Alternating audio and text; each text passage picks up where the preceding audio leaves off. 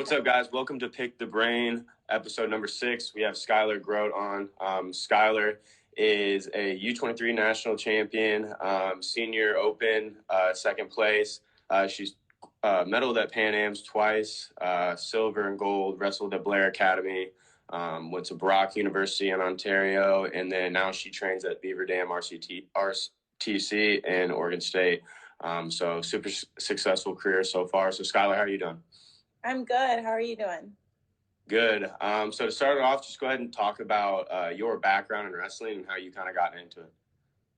Yeah, so I started wrestling when I was in first grade. When I was about 5 years old, I saw my dad and his friend wrestling in our living room.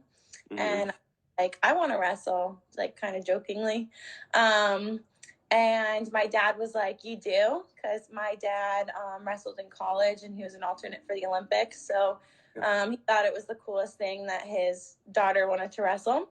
But my parents agreed that I was too young at the time to wrestle. So when I was 8, they approached me and they were like, oh, we signed you up for wrestling. And I was like, I don't want to wrestle. And they're like, well, we think you'll be really good at it and just do one season. And if you don't like it, then you can quit at the end of the season. But ever since first grade, I fell in love with the sport and I'm still doing it. So. Yeah. So how old are you actually? How old am I now? Yeah. How old are you now? I'm 24. 24. Okay. So when you got into wrestling in first grade, I mean, obviously women's wrestling is completely different now than it was back then. So you said you got in at first grade. That's when you started. Mm-hmm. So first grade, you started. Women's wrestling's not as popular. So I want you to just talk about some of the struggles you went through as a women's wrestler back then and how you feel like that helped you grow into the person you are now. Yeah, I mean, I faced a lot of challenges growing up being a female wrestler. I was only one of 7 girls in New Jersey on the high school level to wrestle. Not really many girls on the elementary level when I was in elementary school, but there weren't many. And so I, faced a lot of criticism from coaches and parents and teammates. They're all kind of like, what is this girl doing in a boys sport? And so, I faced a lot of hardships at a young age. I thought that I didn't belong. I had a lot of anxiety about going to practice because I didn't know who was going to be my partner. And I had this idea that, girls weren't as good as boys because that's what everybody was telling me. I had to overcome a lot of those biases. And, I had my parents to thank because my parents were super positive people and they believed in me and, really told me that I was capable of anything. And so it was really nice to have them supporting me kind of in a world that didn't. So that's, and, it's helped me to this day because I think that any hardships that you go through, it does make you a stronger person. And, without those hardships, I wouldn't be who I am today. So everything happens for a reason. Yeah. And also to that point, you start anything or you start to grow something, the initial people that are going to get the most criticism. And so I commend you along with many other girls. You guys were kind of not the first line, but now we're getting into the point where women's wrestling is almost becoming bigger than men's wrestling. And without you guys being able to do that and go through all that BS and that shit talking, we wouldn't be here today where we are with women's wrestling. So I just want to say I commend you with that. And going on to the next question, I wanted to ask, when you feel like you started finding success and when you knew you wanted to be great, so what age did you start to realize that at? Yeah, I don't think I realized that on my own. I went to Blair Academy for high school, and my freshman year at Blair, you have to play 3 sports.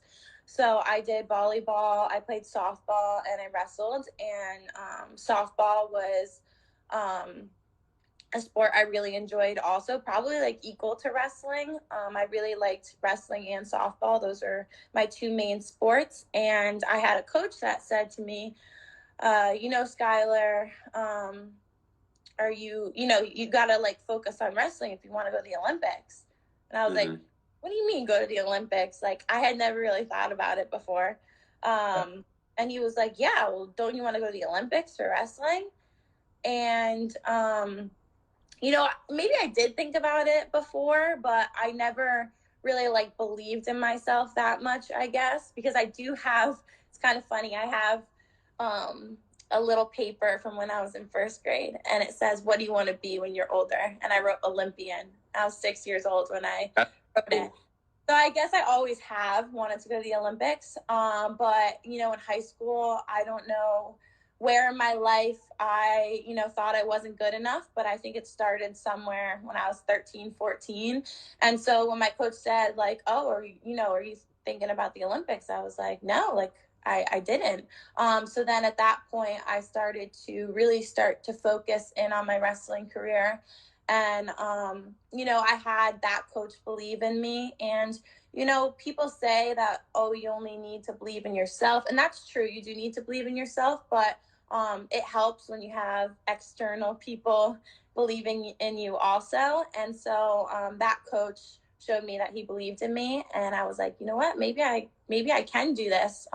Maybe I am capable of this. And so I started taking my wrestling career very seriously my freshman year of high school. Yeah, and so did you plan on going to Blair for wrestling purposes, or was that just where you were going to go? Funny story. So I had 3 options for high school. There was a Catholic school like 30 minutes from me called Pope John that my sister went to. I could have went to North Warren, which was my high school in my town, or I could go to Blair. And my parents told me, your grandparents said that they'll send you to Blair if you want to go to Blair. But, the choice is yours. And I said, well, yeah, I want to go to Blair because academically that's the best school.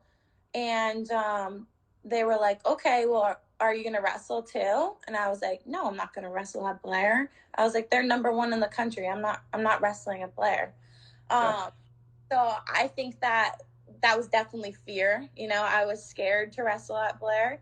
And I have no problem admitting that. I think that we, it's good to, it's not good to have fear, but, I overcame that fear with the help of some people.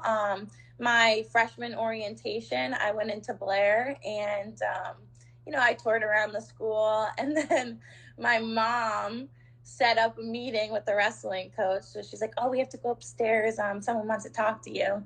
And I sat in a classroom, and the wrestling coach was like, oh, so I hear you wrestle. And I was like, yeah, I did, but I'm not going to wrestle at Blair. And he was like, why aren't you going to wrestle at Blair? And I was like, oh, well, you guys are like #1 in the country, and, it's going to be too hard for me.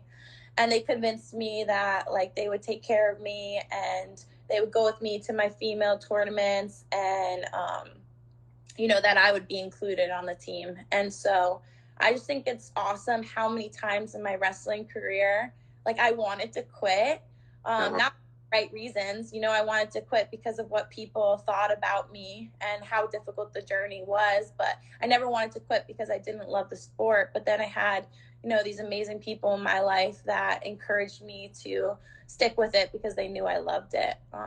So that was, it's pretty awesome. Yeah, that's incredible, and I appreciate you being like completely genuine on this, because a lot of times people get on here and not like admit things like that. But everyone has fears, and like everyone goes through hardships. So, yeah, but obviously, like at Blair, you weren't competing like on the men's lineup. You mentioned you were going to like women's tournaments. So just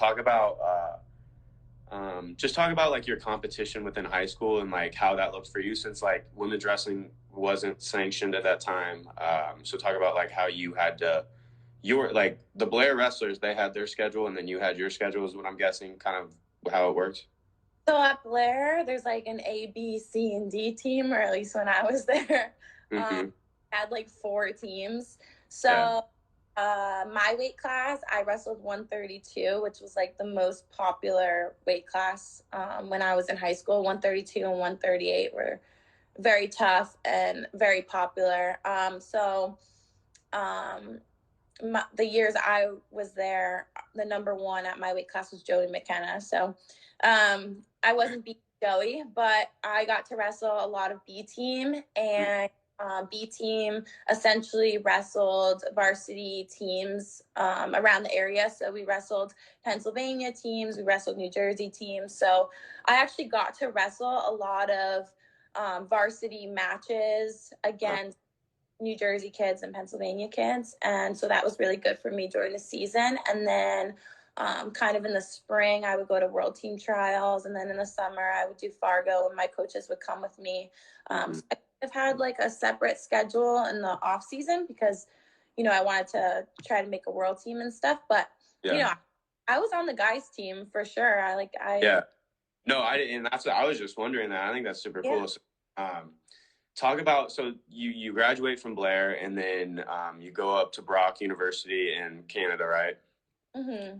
Talk about the changes that had to be made there. You're going into a completely different, country, and also, you got to move, or I guess maybe you did move away at Blair. So talk about either the similarities that you at Blair going into college or the adjustments that you had to make. Now you're off by yourself at college with people you don't know, with new coaches, and how you found your way there. Yeah, so I ended up going to college in Canada because women's wrestling, like you said, it was not that big back then. And a lot of the colleges that had women's wrestling were very small and in the middle of nowhere. And after going to Blair, I wanted to go to the best academic college that I could possibly get into. That was just how my mind worked. I was like, you know what? I did 4 years at Blair. It was extremely hard academically. I was like, I am going to the best academic college I can go to. So I applied to Penn State and Lafayette, and I got into Lafayette in Easton, Pennsylvania, and I went.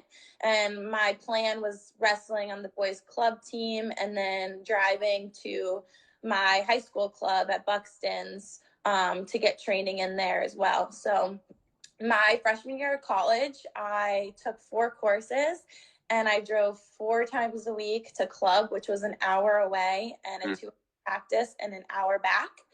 And, just being a business major and being at such a tough school like Lafayette, I was just like, you know what, I can't do this anymore. It's too much on me. And I need the support of women wrestlers. I need coaches working with me day in and day out if I really have dreams to go to the Olympics. So I think it was kind of a point where I had to be honest with myself and, really decide if I was doing everything in my power to be the best wrestler I could be. And I decided that I wasn't. And so I had to make the hard decision to leave Lafayette and go somewhere else because I knew I would be happy wrestling. And, none of the schools in the United States appealed to me. So my dad had a friend that said, oh, Skylar should look at schools in Canada. And I had known that SFU was very good. They had Victoria Anthony and Helen Morales went there. And so I knew that SFU was good, but that was a 9-hour plane ride from New Jersey. And that was a little far for me.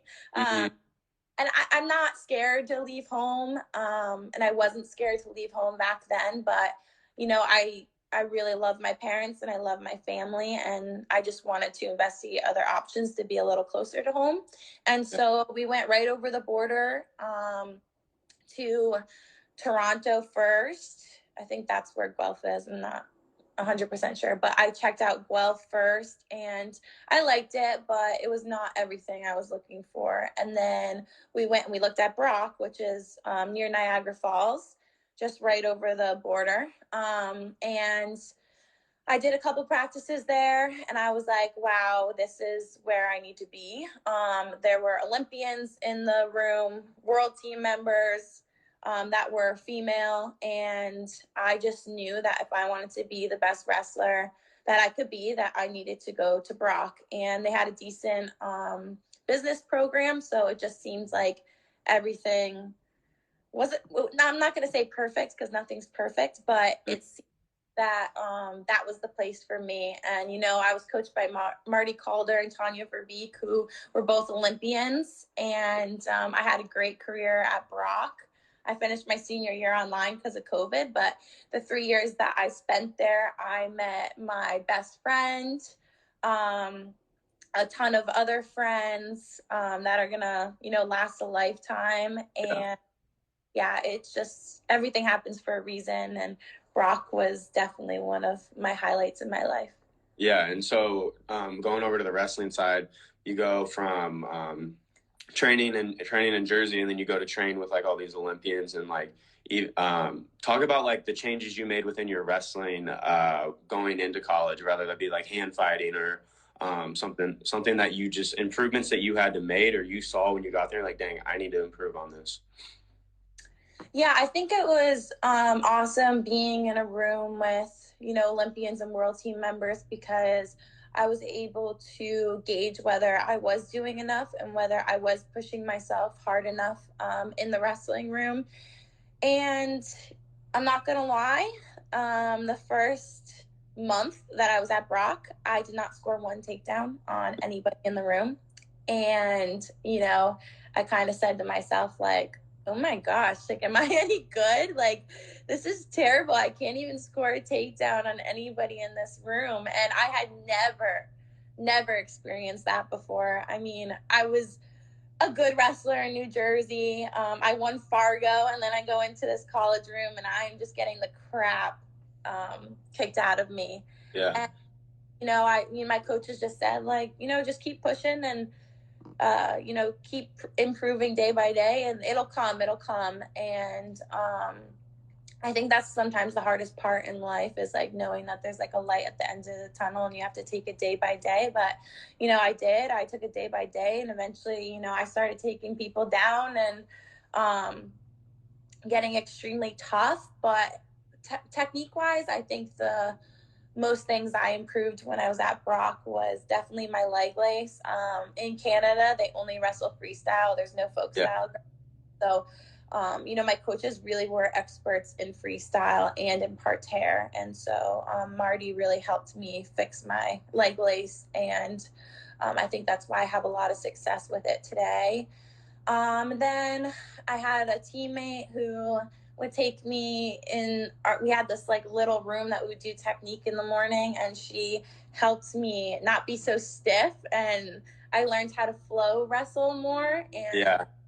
I think that helped me a lot, because I was always really strong for my weight class. And so I always was super stiff and wanted to just beat people on strength. And, she said to me, like, you're super strong, don't get me wrong, but like, you're going to start wrestling girls just as strong as you are.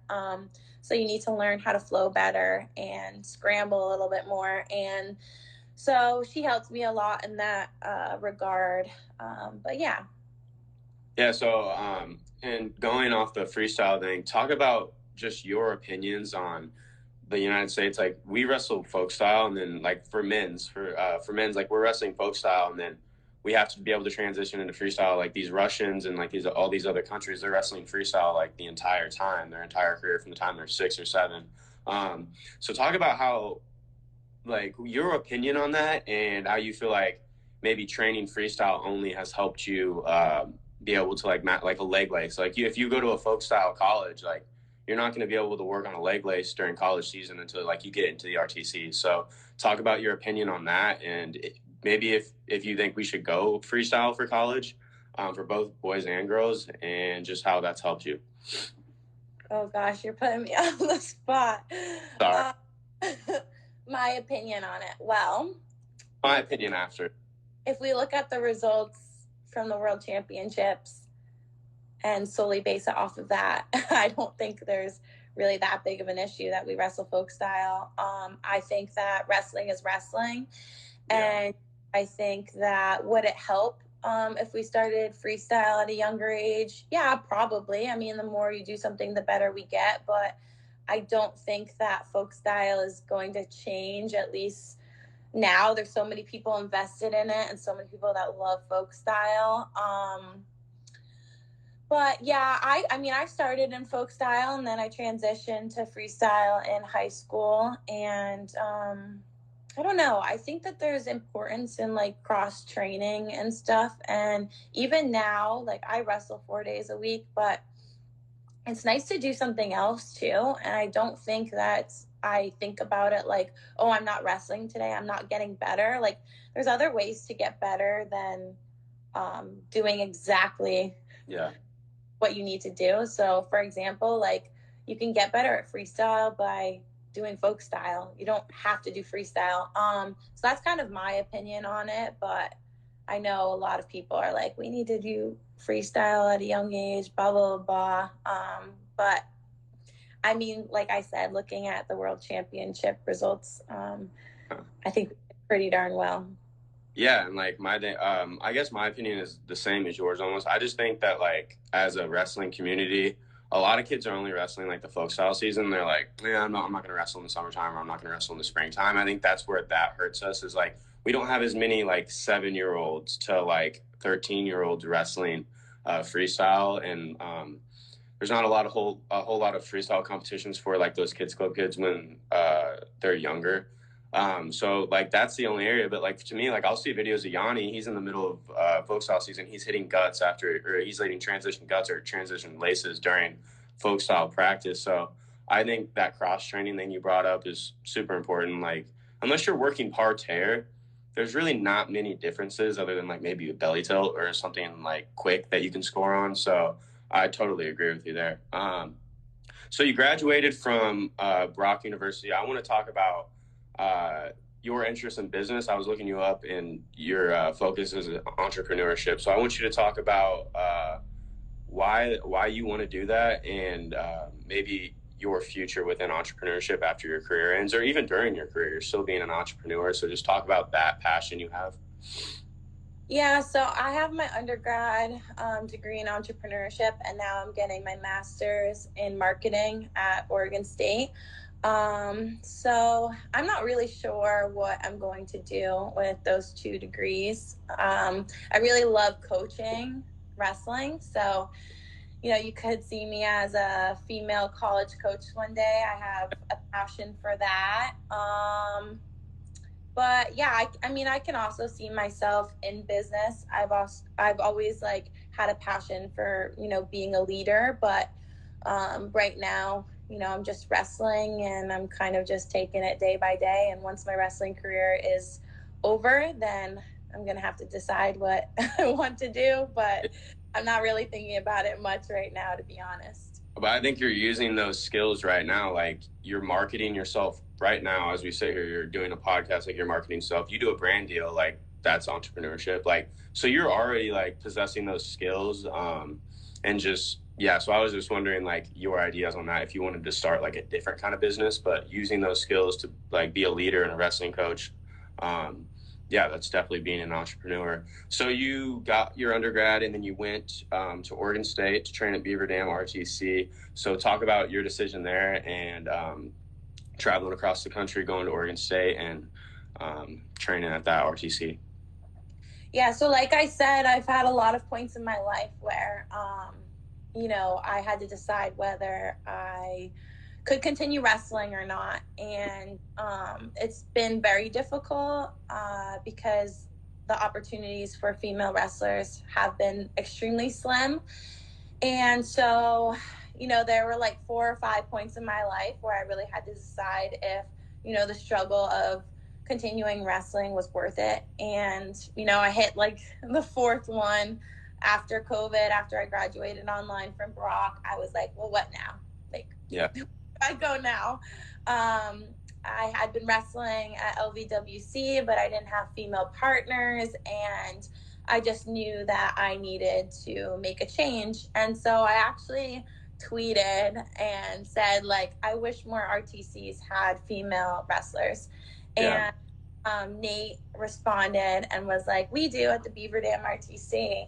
And so I kind of messaged him and I was like, hey, like, are you looking to add athletes? And he was like, yeah, we are. And, you know, you can fulfill your, you know, dreams of getting your master's and continuing wrestling here. Like, you should come check it out. And I told my parents, and I took a trip out to Oregon and I checked out the Beaver Dam RTC. And I knew that, you know, that was the next step that I needed to take in my wrestling career. I knew that this was where I was going to become the best version of myself as a person and also as a wrestler.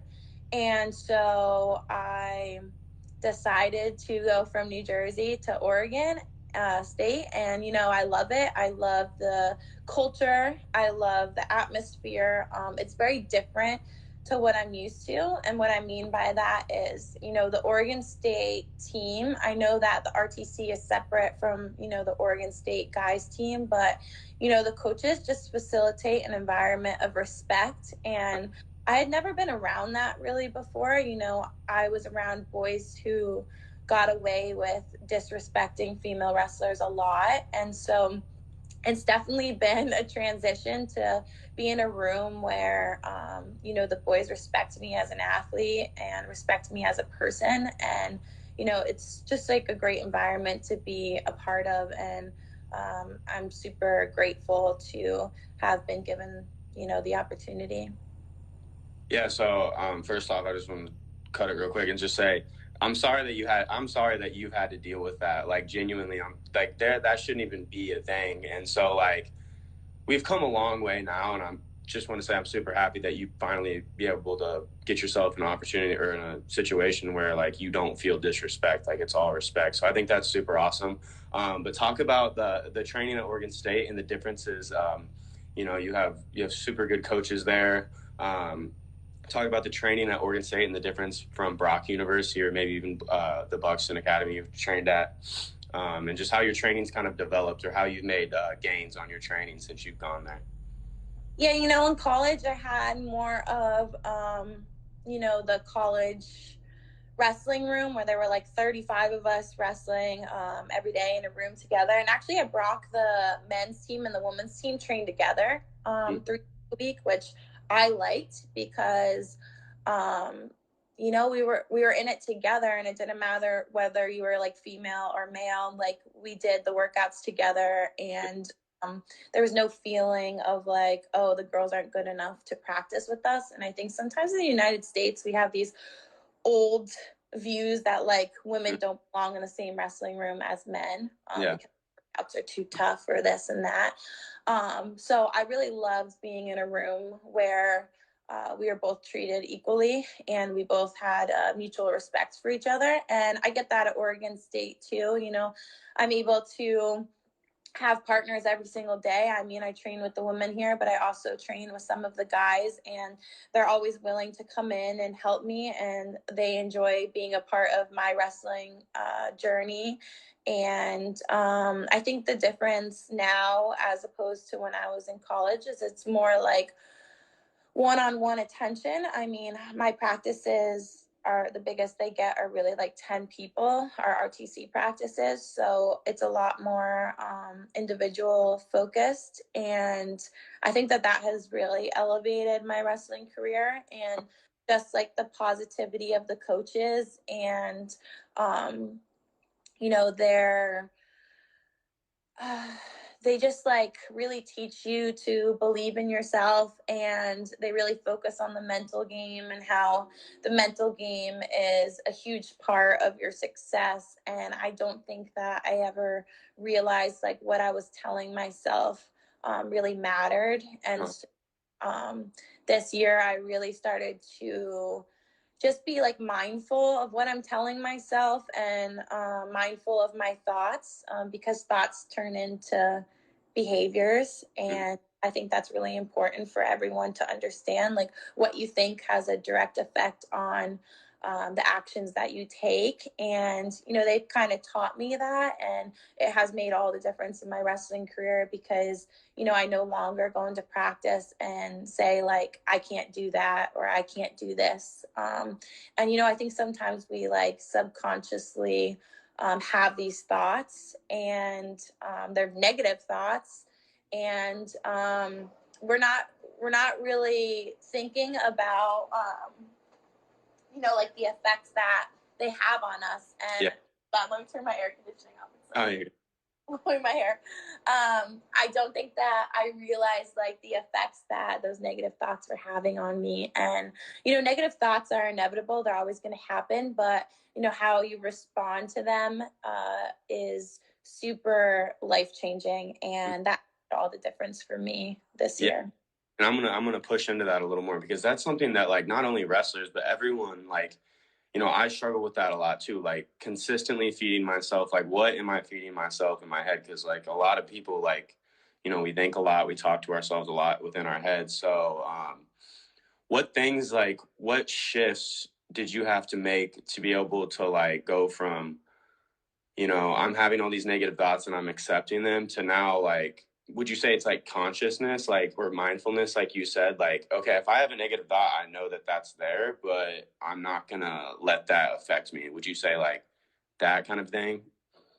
Yeah, I've done so it's kind of funny because everybody in my family is basically a doctor, and I never had a passion to be a doctor whatsoever. But now that I'm super into like psychology and stuff, I've been doing a lot of reading on like the brain and neurobiology and our thoughts and all of those kind of things, and it kind of makes me want to be a doctor now. But I don't think I want to go back to school for 8 years, but we'll see. But I really have enjoyed learning about like why we think the way we do and why we act the way we do and why we think the way we think has you know, I think that we blame ourselves and we're like, don't think like that or this and that. But I think that we have to be mindful of why we think that way and what circumstances and what environments have made us feel that way. Because, there is a connection between your mind and your body. 100%. I believe that. I think that the mind has a direct effect on the body, and I believe that the body has a direct effect on the mind.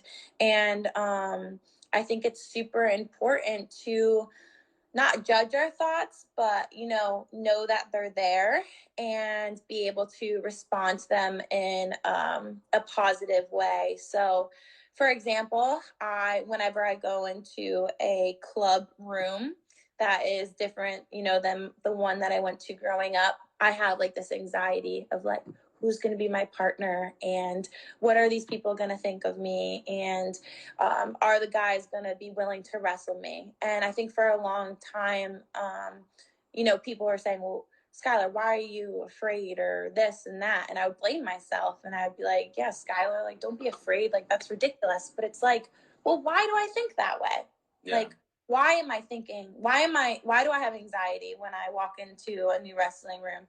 Because of my past experiences, right? My past experiences were that I would go into a boys club and no one would wrestle with me and they'd run away from me. And so that was my experience. And so, your brain's main focus and drive is for you to survive, right? So your brain is going to want to put you in a situation where you feel a threat. And walking into a wrestling room that I wasn't comfortable in, was a threat to me. Yeah. That's how our brains work. And so you have to understand that your thoughts and everything are only protecting you from harm's way. And sometimes you have to step back, and I've had to step back and be like, you're okay, Skylar. Like, it's okay. You're going to go into the room and it's a new club and maybe boys are going to run away from you and whatever, but it's okay. You're not in danger. Yeah. And I think that has been life-changing for me. And, I'll still go into a wrestling room and I'll still feel that anxiety, but I've learned to accept it, and I've learned to not judge it, and I've learned to not judge my thoughts, and I've learned to talk to myself and kind of like calm myself down. And I think that that's a lesson that everybody should learn. Like, your brain is just trying to protect you.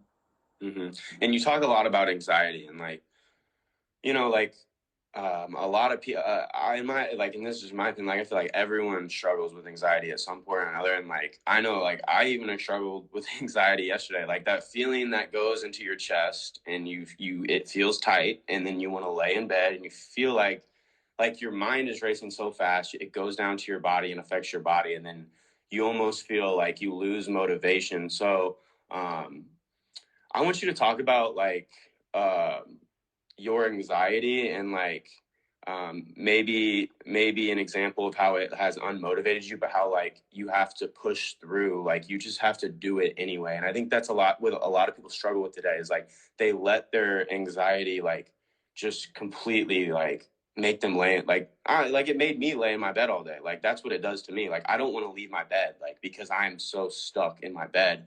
And what I've learned through that experience is like I just have to get up and do it. Because just because I feel anxious or just because I feel like shit doesn't mean that like I'm going to be doing the same things. Like discipline doesn't change from how you feel. And so like talk about your experience with that and just like maybe a struggle and how you got through it and how you've grown from it.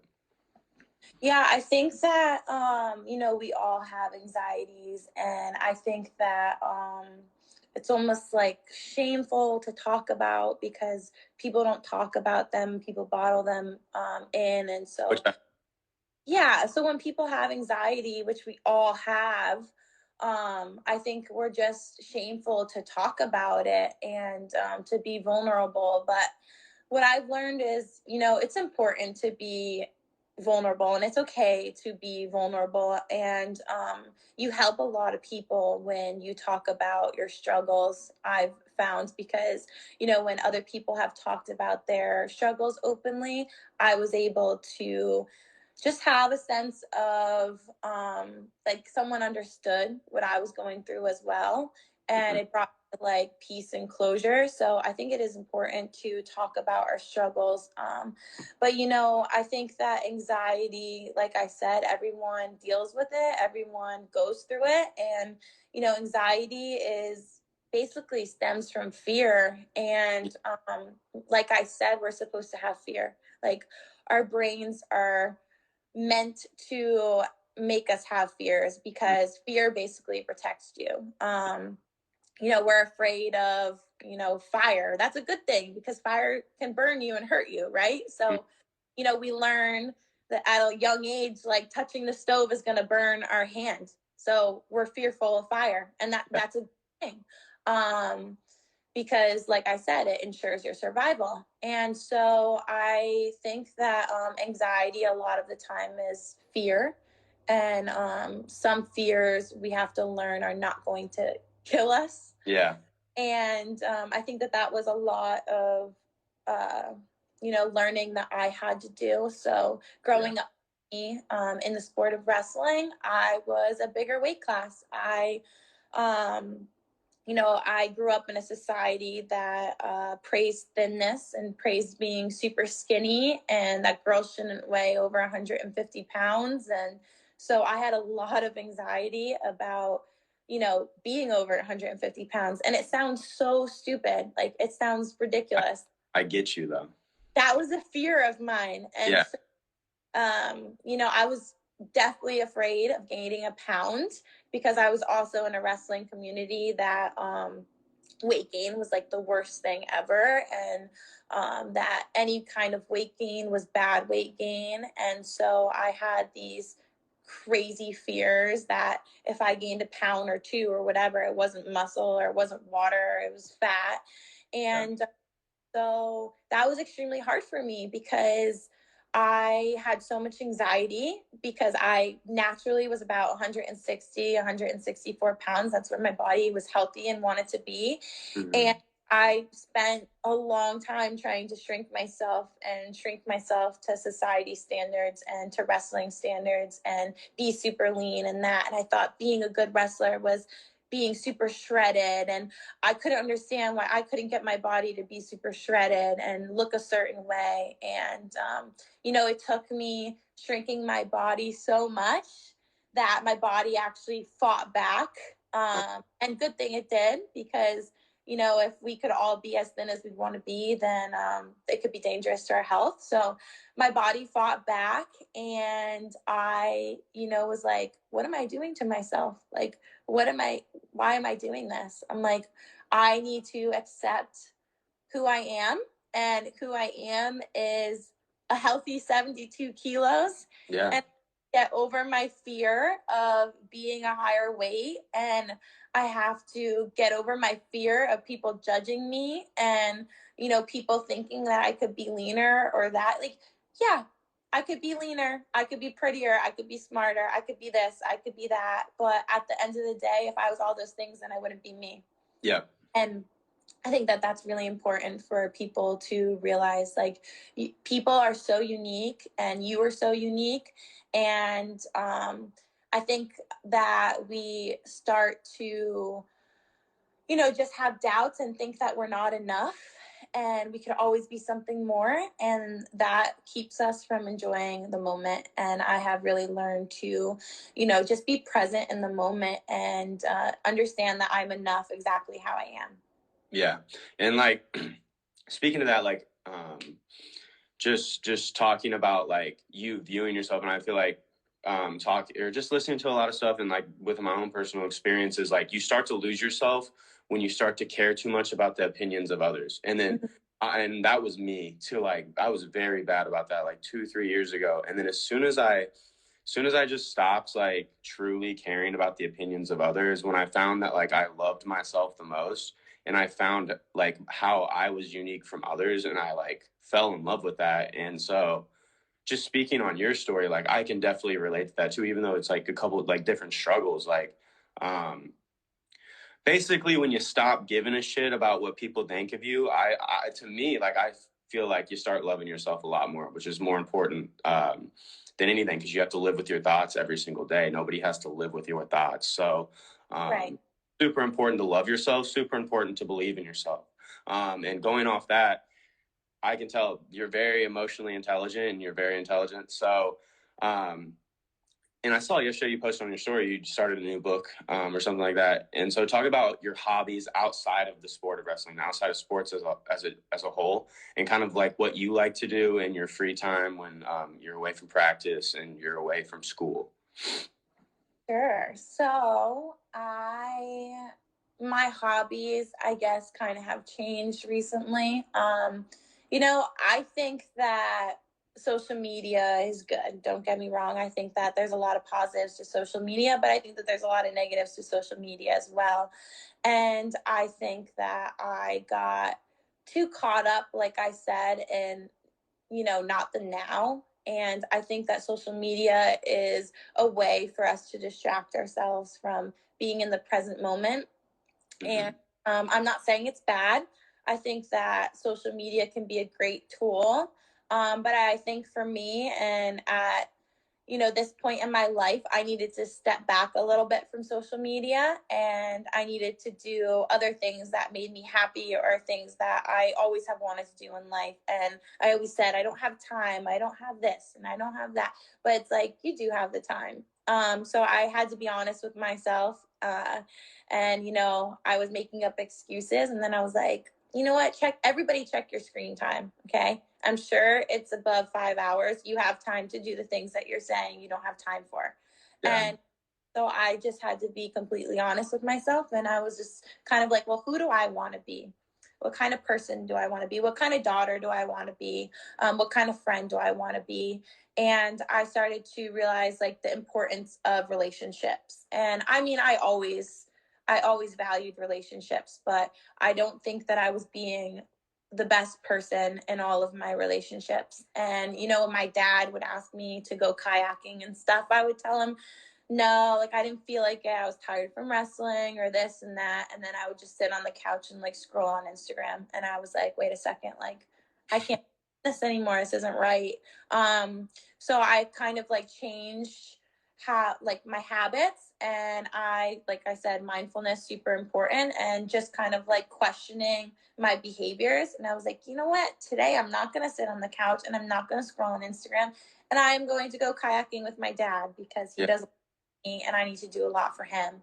And so, not that I like kayaking, that's not a habit of mine, but it's I needed to do. And then I also took up like reading. I never really loved to read, but because I'm so interested in psychology now and stuff, I figured like, okay, how can I better myself? And that came with educating myself. And so I decided to start reading more. And I took like a 2 week break off of social media and I read like 3 books. And now, yeah, and now I'm just like super into reading and reading about trauma and mind body and all of those kinds of things, and just learning about how our brain works and how our mind and body are connected.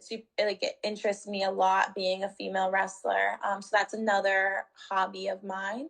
And then I never liked really to cook, or maybe I thought I never liked to cook. But I was like, you know what? This is a life skill that I should know how to do. And maybe I will like it. And so I just need to be more open minded. And I started cooking, and I do like it. I was really tired of eating like bland meals like chicken and broccoli. And I was just like, why am I making this so miserable for myself? So I started cooking healthy recipes, and I've enjoyed doing that. And so I think the lesson I kind of learned was I needed to simplify my life a little bit more.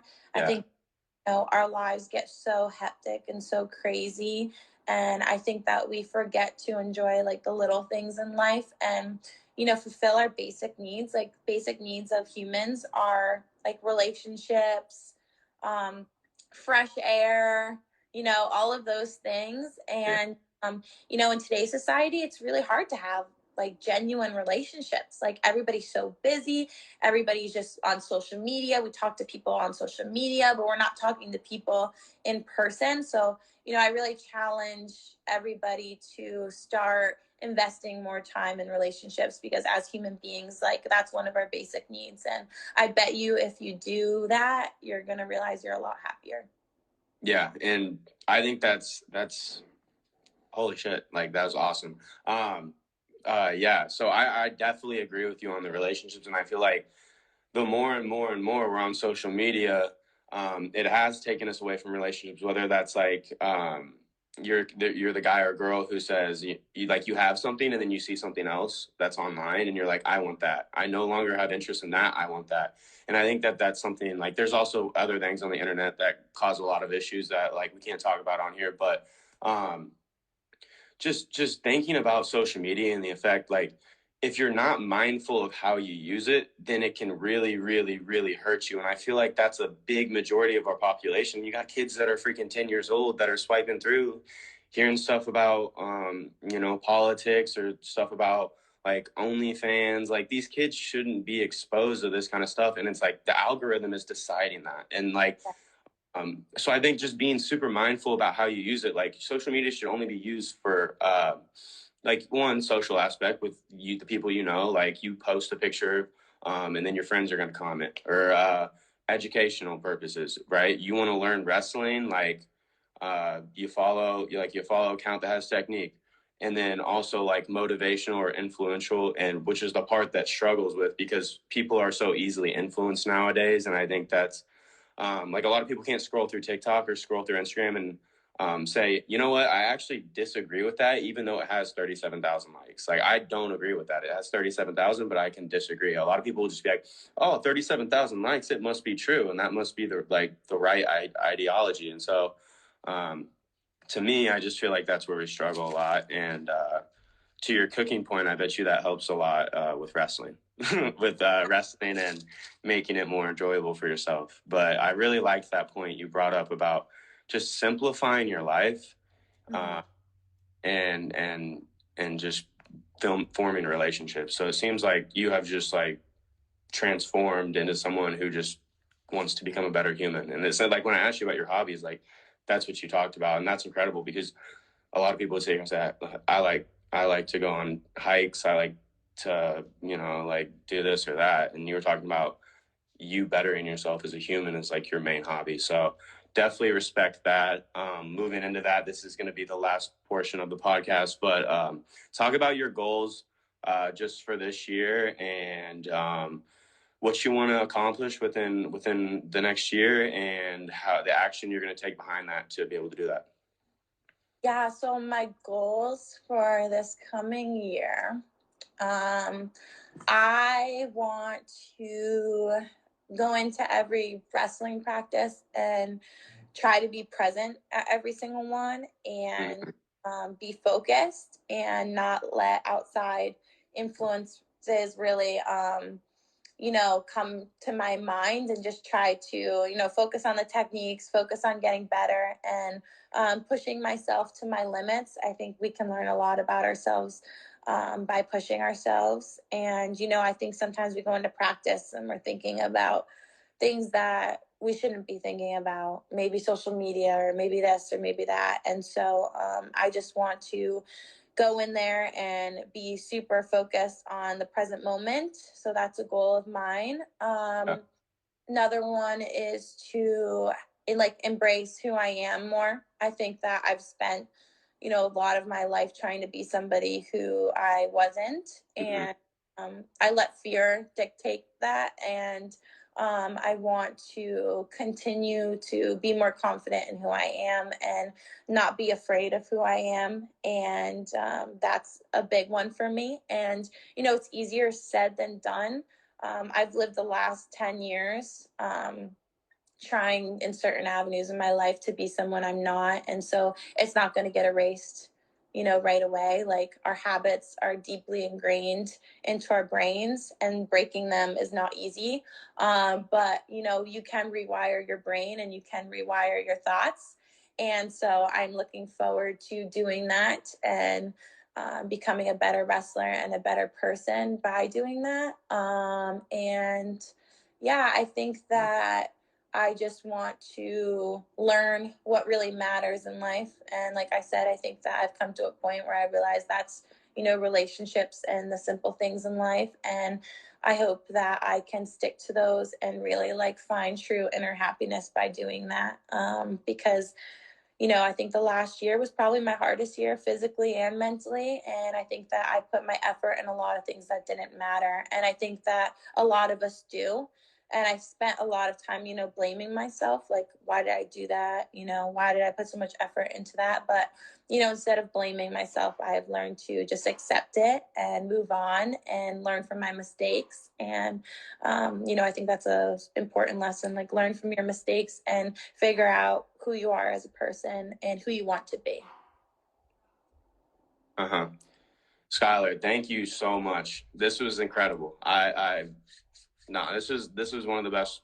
Are we still live? Can you hear me?